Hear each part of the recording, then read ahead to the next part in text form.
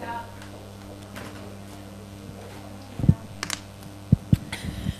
those of you who I haven't met, I'm Leigh Goodmark. I'm the only co-director you haven't seen yet. And I am the light at the end of your tunnel for our day today.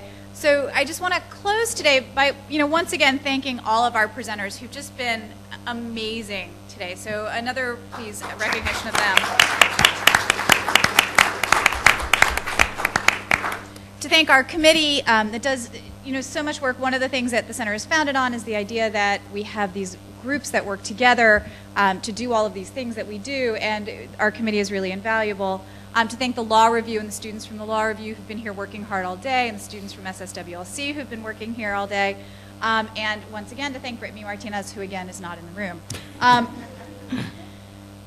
It's not an accident that this center, which focuses on applied feminism, the way that feminism works in the world, was created by clinical law professors who are uniquely thinking about the way that this stuff works in the world, I think. And so as clinical professors, one of the things that we focus on a great deal is storytelling. The workshop last night and the papers today have really shown us the power of narrative, and particularly the need for counter stories.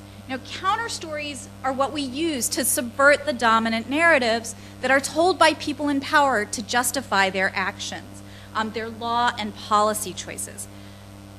Counter narratives are the stories that we tell that give voice to women who are not currently being heard. Today has been all about reframing. We need to create counter narratives that are powerful enough to ensure that women's health care needs are being met.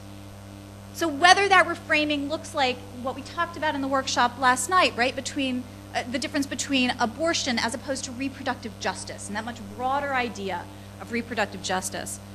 Whether it's about reframing women's rights to contraception instead of the religious freedom of companies and corporations. Whether it's about reframing narratives around breastfeeding, or about mothers as the primary sources of harm to their children, around sex selection abortion and the myth that exists around sex selective abortion. Whether we start talking about honor killing as a health issue, as opposed to necessarily just a rights issue.